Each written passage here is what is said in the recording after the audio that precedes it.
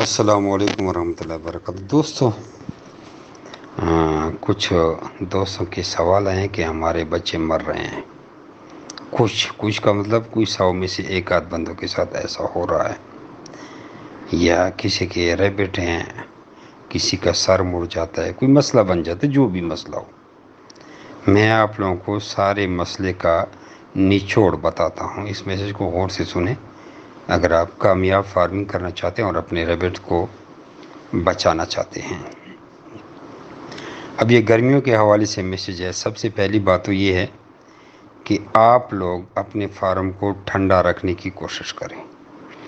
اب ٹھنڈا رکھنے کے ہزاروں طریقے ہیں، ہر بندہ اپنے گھر کے بارے میں بہتر جانتا ہے کہ میں نے ٹھنڈا کیسے کرنا ہے۔ کچھ لوگ نیتے ریت ڈالتے ہیں، صبح 9-10 بجے پانی لگایا، شام کو 4-5 بجے پانی لگایا، صحیح تر کیا اور ٹھنڈا پنکھا اور ایگزاسٹ چلایا، یا ایک سائڈ کھلی ہوادار ہے تو یخ ہوتا ہے کمرہ، مزہ آ جاتا ہے، بندہ خود بھی کہتا ہے میں بھی یہاں پہ چارپائی ڈالوں۔ کچھ لوگوں نے کولر اور ایگزاسٹ لگائے ہوئے ہیں، لیکن جن لوگوں نے کولر بھی لگائے ہیں ان کو بھی یہی ریکمنڈ کروں گا کہ آپ لوگ نیچے زمین پہ 4-5 انچ ریت کم از کم ڈالیں۔ آدھی ٹرالی ایک کمرے میں لگتی ہے کم از کم، ورنہ میں تو کہتا ہوں پوری ایک ٹرالی ڈلوا لیں، 3000 روپے یا 2000 ہے، کافی علاقوں میں تو ریت سستی بھی ہے، اور پانی بھی ماشاءاللہ ہر کسی کے گھر میں بور ہے، بالکل اس میں پانی کھڑا ہو جائے، کچھ بھی نہیں ہوتا۔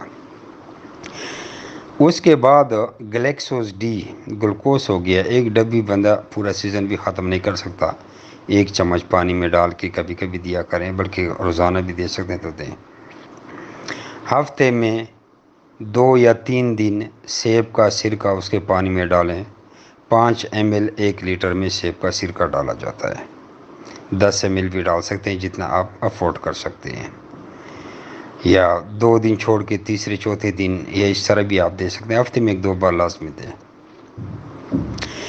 اس کے بعد مہینے میں 3 دفعہ آپ لوگ ڈرویسول استعمال کریں۔ ڈرویسول، یہ تصویریں ساری اٹیچ کر رہا ہوں ساتھ میں ڈرویسول کی،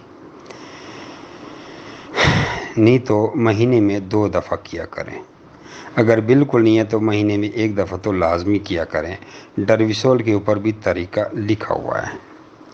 اسی طرح مہینے میں 1-2 دفعہ آپ لوگ فینبینڈازول استعمال کریں، اگر 3 دفعہ کر سکتے ہیں تو بھی اچھی بات ہے۔